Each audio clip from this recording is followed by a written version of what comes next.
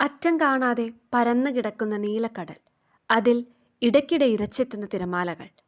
ലക്ഷക്കണക്കിന് വർഷങ്ങൾക്കു മുൻപ് തന്നെ മനുഷ്യൻ കടലിനെ ആകാംക്ഷയോടെ നോക്കി നിന്നിരുന്നു.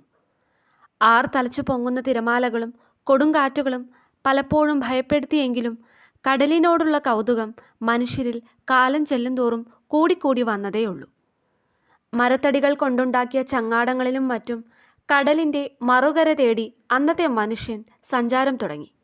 വൈകാതെ കാറ്റിനെ കൂട്ടുപിടിച്ചാൽ യാത്ര എളുപ്പമാക്കാമെന്ന് അവർ മനസ്സിലാക്കി. ക്രമേണ പുതിയ വൻകരകൾ കണ്ടെത്തി. അവിടങ്ങളിലേക്ക് പലരും കുടിയേറിപ്പാർത്തു. കടൽ യാത്രകൾക്ക് കൂടുതൽ സുരക്ഷിതമായ കപ്പലുകളുണ്ടായി. എങ്കിലും കടലിൻ്റെ അടിത്തട്ട് മനുഷ്യന് പിടിതരാതെ കിടന്നു. വിചിത്ര ജീവികളും മത്സ്യകന്യകമാരുമൊക്കെ പാർക്കുന്ന മറ്റേതോ ലോകമായിരുന്നു പണ്ടത്തെ മനുഷ്യരെ സംബന്ധിച്ച് കടലിൻ്റെ അടിത്തട്ട്. ആ ഇരുണ്ട ആഴങ്ങളിലേക്ക് മനുഷ്യൻ ചെന്നെത്തിയിട്ട് കഷ്ടിച്ച് 1.5 നൂറ്റാണ്ടാകുന്നതേ ഉള്ളൂ.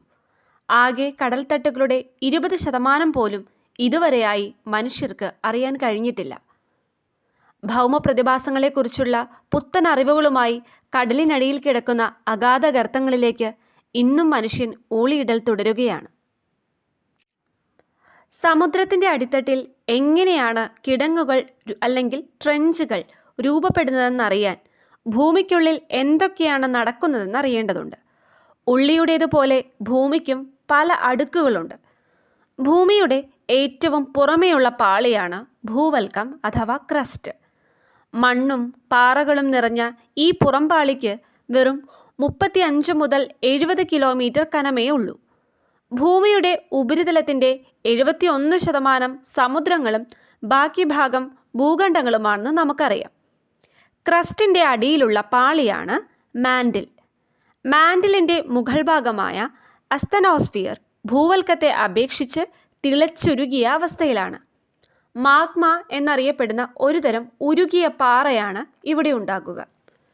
ഭൂമിക്ക് ഏറ്റവും ഉള്ളിലായി ഏകദേശം 2900 മുതൽ 5150 കിലോമീറ്റർ വരെ ആഴമുള്ള പാളിയാണ് കാമ്പ് അഥവാ കോർ.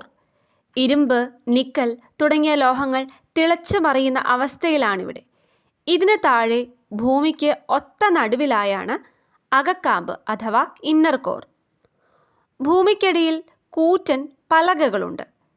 ടെക്ടോണിക് പ്ലേറ്റ്സ് എന്നാണ് ഈ കൂറ്റൻ ശിലാഫലകങ്ങളുടെ പേര്. ഭൂമിയുടെ പുറംപാളിയായ ലിത്തോസ്ഫിയറിൽ, അതായത് മാൻഡിലിൻ്റെ പുറംഭാഗമായ അസ്തനോസ്ഫിയറും ഭൂവൽക്കവും ചേർന്ന ഭാഗമാണ് ലിത്തോസ്ഫിയർ. അത് ഒഴുകി നടക്കുകയാണ്. ഒരു വർഷം ഏതാനും സെൻറ്റിമീറ്ററുകൾ മാത്രമേ ഈ പ്ലേറ്റുകൾ നീങ്ങുകയുള്ളൂ. ഭൂതലം ചെറുതും വലുതുമായി 12ഓളം പ്രധാന പ്ലേറ്റുകളിലായി വിഭജിക്കപ്പെട്ടിരിക്കുന്നു. ഇതുകൂടാതെ ചെറിയ പ്ലേറ്റുകൾ വേറെയുമുണ്ട്. ഭൂകമ്പം, അഗ്നിപർവ്വത സ്ഫോടനം, പർവ്വതങ്ങളുടെ രൂപീകരണം, സമുദ്രത്തിലെ ട്രെഞ്ചുകൾ അഥവാ കിടങ്ങുകളുടെ രൂപീകരണം തുടങ്ങിയവയ്ക്കെല്ലാം കാരണം ഈ പ്ലേറ്റുകളുടെ ചലനമാണ്. കോടിക്കണക്കിന് വർഷങ്ങൾക്ക് മുൻപ് ഭൂമിയിൽ പാൻജിയ എന്നൊരു ഭൂഖണ്ഡമേ ഉണ്ടായിരുന്നുള്ളൂ. അന്നത്തെ ഒരേ ഒരു സമുദ്രമായിരുന്നു പന്തലാസ. പാൻജിയ വിഭജിക്കപ്പെട്ടാണ് ഇന്ന് കാണുന്ന വൻകരകളുണ്ടായത്. കോണ്ടിനെൻ്റൽ ഡ്രിഫ്റ്റ് തിയറി അഥവാ ഫലകചലന സിദ്ധാന്തം എന്നാണിത് അറിയപ്പെടുന്നത്.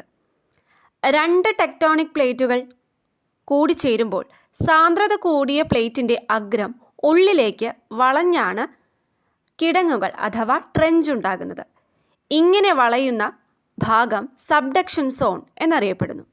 സമുദ്രത്തിലെ പല ഭാഗങ്ങളുടെയും ആഴമളക്കാനുള്ള ശ്രമങ്ങൾ മനുഷ്യർ നൂറ്റാണ്ടുകൾക്ക് മുൻപേ തുടങ്ങിയിരുന്നു.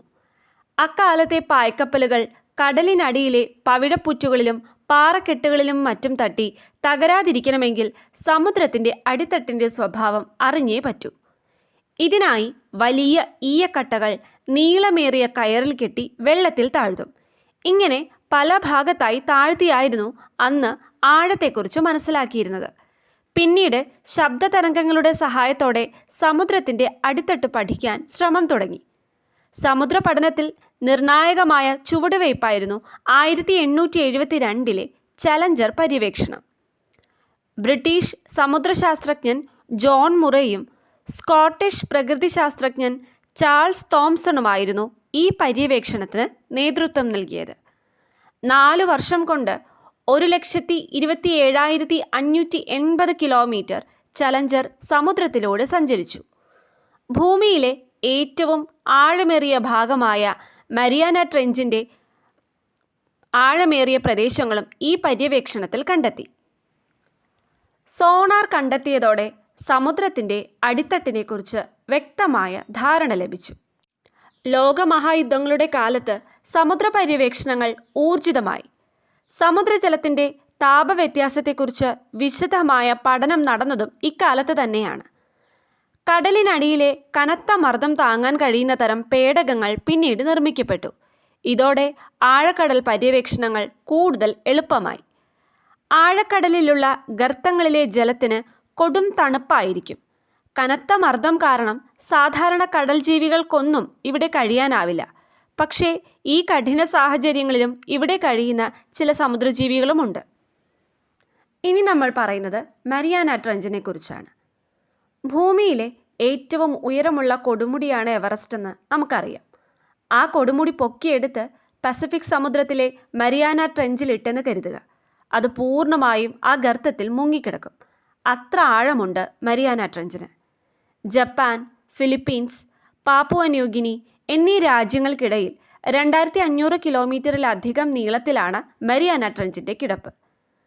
1872 ബ്രിട്ടൻ്റെ പര്യവേക്ഷണ കപ്പൽ ചലഞ്ചറാണ് മരിയാന ട്രെഞ്ചിനെ കണ്ടെത്തിയത്. ഈയക്കട്ടകൾ കയറിൽ കെട്ടി താഴ്ത്തിയായിരുന്നു ചലഞ്ചർ ആഴമളന്നിരുന്നത്.